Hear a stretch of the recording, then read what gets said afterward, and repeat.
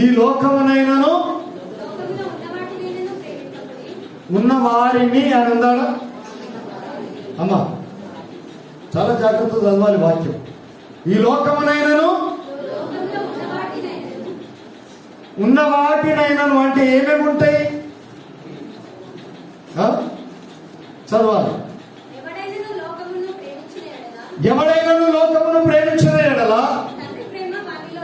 తండ్రి ప్రేమ వారిలో ఉండదు. లోకములో ఉన్నదంతయు అనగా శరీరాశయు నేత్రాశయు. ఏందయ్యా రాపేశారని చూస్తున్నారు? ఆ మూడు నిలబడాలంటే ఈ మూడు ఏం చేయాలి బిడ్డ? ఏం చేయాలి? ఈ మూడు తీసేయాలి, విసర్జించాలి. తీసేయాలి కాదు, ఏం చేయాలి?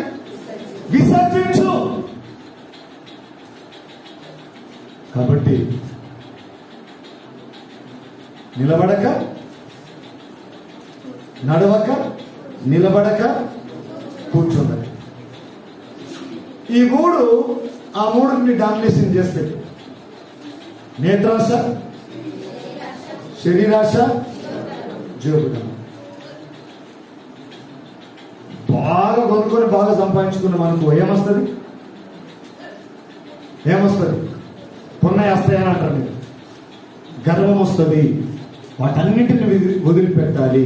ఈ నూతన సంవత్సరంలో ఆయన చేసిన మేళ్లను మనం నమ్మకంగా కొనసాగిస్తూ వెళ్ళగలిగితే నిశ్చయముగా 128 కీర్తన మొదటి 2 వచనం చదువుతారా? 128 కీర్తన మొదటి 2 వచనాలు.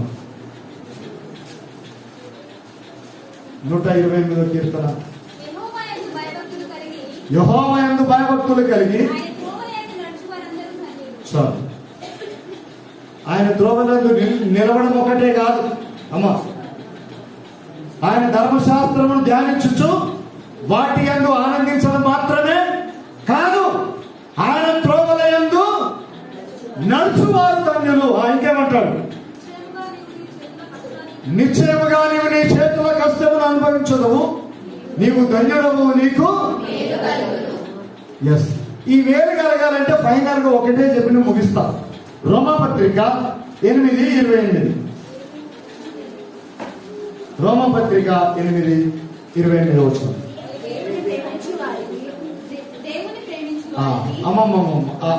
ఆగండి. తోవలు నడిచేటప్పుడు దేవుని ప్రేమిస్తారా, లోకాన్ని ప్రేమిస్తారా?